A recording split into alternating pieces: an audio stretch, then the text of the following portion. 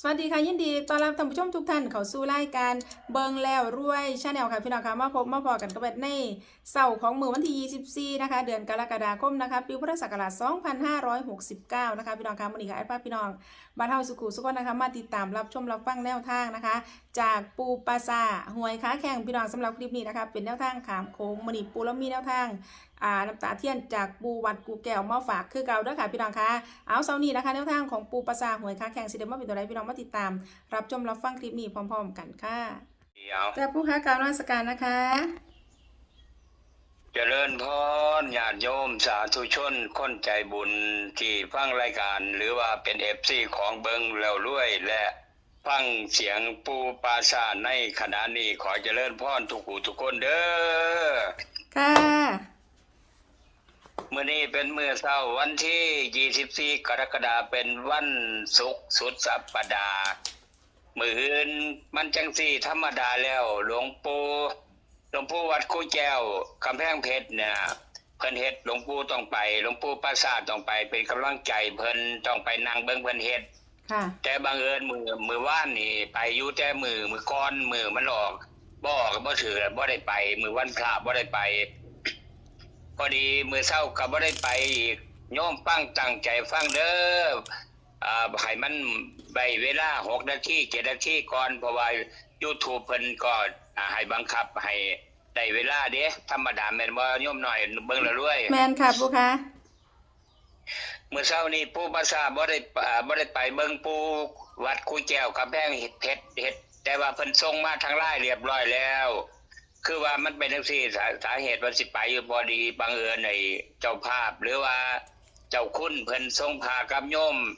มาทั้ง2คันรถ1รถปิกอัพ2คันรถ1รถแคปพุ่นน่ะค่ะมากันหลายเต็มอยู่มาขอไอ้ ขอนาคไปจำพรรษาคนที่บวชมื้ออื่นนี่นะไปจำพรรษาอยู่พุ่นเพิ่นก็เลยว่าธรรมดาแล้วมื้ออื่นนี่อยู่นี่สิบวชอยู่นี่เลยจังให้อยู่จัก 2-3 มื้อจังสิส่งไปนะค่ะพอดีทางเจ้าคุณทางอำเภอบ้านด่านพุ่นน่ะบ้านด่านด้านหอยเพิ่นก็เลยส่งโยมมาขอไปเข้านาพุ่นแต่ว่าทุกอย่างเป็นเฮาบวชหมดค่ะใส่ซองพระนางปกใส่ซองอุปชาซองอุปชาก็โดยโยมแม่ขออนุญาตที่เว้าออกสื่อเด้อโยมแม่สุภาพรหมู่บ้านปุราศิริหมู่บ้านบุราศิริโยมแม่สุภาพรเพิ่นใส่ซองหมดหลายตังเนี่ยเพราะว่าอุปชาเพิ่นก็ปัจจัยใส่แล้วก็พาครูสวดแล้วก็พานางปกอีกรายจ่ายก็สูงพอสมควรเพิ่นรับผิดชอบเบิดโยมแม่เนี่ยผู้เพิ่นใจดีโยมแม่สุภาพรเนี่ยหมู่บ้านบุราศิรินี่ค่ะแต่รับอนุญาตที่ซื้อแบบเพิ่นออกปัจจัยแล้วก็บัดนี้เลยตกลงให้เพิ่นไปพุ่นไปบวชอำเภอบ้านด่านพุ่นบวชแล้วเขาบวชมื้ออื่นบวชเลยแล้วก็จำพรรษาพุ่นเลยธรรมดาว่าสิจะบวชอยู่พี่จำพรรษาอยู่พุ่นแต่ว่าอยู่นี่จัก 2-3 มื้อก่อนหน้าพอดีมีเหตุจักสิเพิ่นมาเอาก็เลยขอก็เลยให้เพิ่นไปตอนนี้เพิ่นเพิ่งออกเดินทางไปเมื่อกี้เนี่ยเพิ่นมาฮอดทะเช้าพุ่นตี4พุ่นน่ะมาโตกันทะเช้าพุ่นน่ะค่ะบัดนี้เลยเข้าใจเนาะเลยผ่านไปก็เฮาได้บุญได้เก่าแล้วที่โยมโอนปัจจัยมาทุกอย่างค่าใช้จ่ายใส่ซองเป็นของเฮาหมดได้บุญหมดแต่ว่าเพิ่นไปบวชหุ่นซื่อๆนะค่ะก็ผ่านไปบัดนี้หันมาเข้าเรื่องเลี้ยงหวยเลี้ยงเบอร์ของเฮาเนาะค่ะก็ขอให้โยมทุกคนที่ทยอยส่งมาคนละ500คนละ1,000คนละ300 400ก็ได้เงินหลายเติบอยู่เกือบหมื่นไว้เกือบหมื่นเกือบถึงหมื่นหนาแต่ว่าก็เป็นอันนี้เสียงอนุสงส์ผลบุญของเพิ่นน่ะเพิ่นว่าบุญทำให้เราเกิดมาแล้วเราต้องทำบุญเลขเล่าพัฒนามื้อแรกนี่เพิ่นส่งมามันเป็นจังซี่เด้อหลวงปู่เบิ่งแล้วนะค่ะหลวงปู่เพิ่นเฮ็ดเพิ่นว่าเป็นเลข291พันนะแม่นบ่โยมว่าค่ะบัวมันหันขึ้นหันลงได้เนาะตัวนี้เนาะบัวบ่ต้องหันขึ้นแล้วว่าให้เบิ่งได้แต่ว่าที่แรกหลวงปู่เบิ่งกับพระลูกวัดอยู่นี่ล่ะอยู่นำหลวงปู่นี่ล่ะหลวงปู่บาซ่านี่ล่ะเบิ่งจังเลยมื้อแรงเพิ่นว่าเป็นหยังคือว่าจังคักเนี่ย ผมมาขนาด211แล้ว เออ 211มาแต่ไกลเดี๋ยวนี้ โอ้ยเป็นบ้าเลยโทรหาหลวงปู่วัดกูแจ้วกำแพงเพชรเพิ่นเลยบอกว่า ผู้เฮ็ดนี่ตีเป็น296หรือว่า291แต่มากหลายกันนี่ล่ะให้เลือกเอา296หรือ291พะนะเพิ่นว่า ค่ะ ยกน้อยว่าอยู่ในกันยกน้อยตีเป็นหยัง ปูอันนี้ก็ขึ้นหนึ่งคือพันวาอยู่ได้เนอนบนนอตัวสุดท้ายนี่ แม่นแล้วพามาเบิ่งอยู่นี่ล่ะอยู่กัดตบมือเปี้ยเพิ่นได้70เมื่อวานเนี่ย อ๋อ เพิ่น ค่ะ ได้70เมื่อคืนนี่เพิ่นเป็นผู้ตีล่ะเพิ่นว่าสิเห็นบ่70โยมบอกโยมไปโยมได้เนี่ยเพิ่นมาถวาย1,000วันดีใจ โอ้ เพิ่นว่า ค่ะปูค่ะ ให้เบิ่งแน่ปัญหาก็เลยให้เล่าเบิ่ง เออ เราเบิ่งแล้วเราตีเป็นว่า211แน่นอน1,000,000%พุ่นน่ะ ค่ะปูขึ้นเรามาอยู่ดอกค่ะ คือบ่ คืออยู่ดีค่ะปู เลยโทรไปหาพระครู่ไอ้หลวงปู่ไอ้ผู้ประเทศเป็นว่า ผมกติเป็น291หรือว่า296ก็แล้วแต่สิเบิ่งเด้อพุ่นน่ะ ค่ะปูค่ะ เราตีเป็นสั่นแล้วเอาอาโยมที่เอาดวงไผดวงวันน้อยก็เพิ่นเฮ็ดแล้วก็จักสิว่าไดเนาะเพิ่นผู้เพิ่นเฮ็ดเพิ่นก็ว่า291 296ก็ได้เพิ่นว่าสินะ จ้าปู ปู่วัดกูแก้วเนี่ยเอาสาธุขอให้เข้าเด้อบัดนี้ก่อนที่จบไปก็ขออำนวยพรให้ญาติโยมทุกผู้ทุกคนที่มาซอยบวชนั้นบวชถึงเพิ่นไปบวชอยู่อำเภอบ้านด้านล้านหอย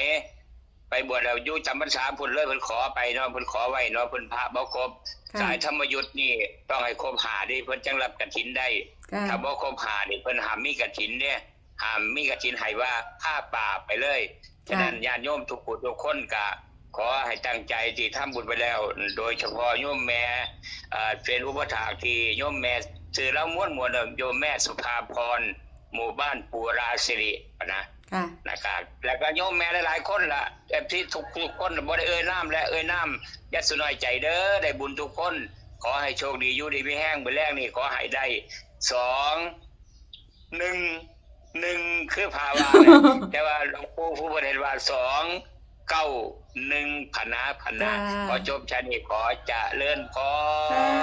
ขอบคุณค่ะการนมัสการค่ะสาธุค่ะ สรุปแนวทางท้ายคลิปนี้ค่ะพี่น้องคะแนวทางจากปูปลาซาหวยขาแข่งเด้อค่ะพี่น้องคะแนวทางคามโค้งค่ะพี่น้องคะเอามื้อนี้นะคะเลขน้ำตาเทียนเนาะของปูวัดกูแก้วนะคะ ปูเราเห็น296นะคะปูกูแก้วนะคะปูวัดกูแก้วแล้วว่า296แล้วก็291นะคะส่วนพระที่เพิ่นอยู่วัดกับปูปลาซานะคะเพิ่นว่า211ว่าสั่นพี่น้องคะก็คือนะคะพี่น้องคะคือทั้ง3เลยนะคะพี่น้องเอาพี่น้องยังไงก็พิจารณาเบิ่งเนาะแคปหน้าจอเอาไว้พร้อมนะคะพี่น้องคะแคปหน้าจอนะคะพี่น้องคะก็มีประมาณนี้เนาะค่ะเนาะสำหรับแนวทางจากปูปลาซาหวยค้าแข่งนะคะแนวทางขามโค้งค่ะพี่น้องอย่าลืมนะคะนำไปพิจารณาเบิ่งเด้อค่ะพี่น้องคะทางช่องนำเสนอเพื่อเป็นแนวทางคือเก่าค่ะพี่น้องคะโปรดใช้วิจารณญาณในการรับชมรับฟังนะคะขอขอบคุณพี่น้องนะคะสำหรับการรับชมรับฟังนะคะขอขอบคุณสำหรับข้อมูลในคลิปนี้นะคะพี่น้องคะขอบคุณแนวทางจากปูปลาซาหวยค้าแข่งค่ะสำหรับพี่น้องท่านใดที่เขาไม่เห็นคลิปนี้เป็นเทื่อแรกค่ะพี่น้องคะถ้าไม่อยากสิพลาดกับแนวทางเด็ดๆแบบนี้นะคะพี่น้องคะเขามาแล้วก็อย่าลืมเด้อค่ะพี่น้องคะฝากกดติดตามนะคะกดไลค์กดแชร์นะคะกดกระดิ่งแจ้งเตือนทั้งหมดนะคะเพื่อที่จะได้บ่พลาดทุกคลิปทุกข่าวสารแนวทางจากทางรายการนะคะพี่น้องคะเอาพี่น้องมื้อนี้นะคะแนวทางของปูปลาซาหวยค้าแข่งเนาะค่ะเนาะมื้อนี้นะคะขามโค้งนะคะกะมีเพียงสำนีพี่น้องคะพี่น้องอยากให้เบิ่งเรื่อยติดตามแนวทางของอาจารย์ท่านใดของเซียนท่านใดพี่น้องอย่าลืมนะคะคอมเมนต์เข้ามาบอกเบิ่งเรื่อยพร้อมนะคะหรือว่าอาจารย์ท่านใดเซียนท่านใดเนาะค่ะเนาะกำลังรับชมรับฟังคลิปนี้ของเบิ่งเรื่อยอยู่นะคะถ้าท่านอยากมาแบ่งปันแนวทางฝากตอนพี่น้องทางช่องกะอย่าลืมนะคะติดต่อเข้ามาหาเบิ่งเรื่อยได้เด้อค่ะพี่น้องคะยินดีต้อนรับทุกอาจารย์ทุกแนวทางทุกเซียนเด้อค่ะพี่น้องคะเอาพี่น้องเช้านี้ก็ให้วันหมานไปน้ำกันสู้ขู่สุขคนนะคะสำหรับแนวทางขามโค้งวันนี้วันศุกร์แล้วนะคะพี่น้องคะวันนี้วันศุกร์แล้วเนาะค่ะเนาะขอให้มันไปน้ำกันสู้ขู่สุขคนพี่น้องเอกสิเดขอตัวลาพี่น้องว่าเราสู้ขู่สุขคนไปก่อนนะคะเอาไว้พอกันไม่ก็ไปในคลิปหน้านะคะพี่น้องคะสำหรับคลิปนี้สวัสดีค่ะ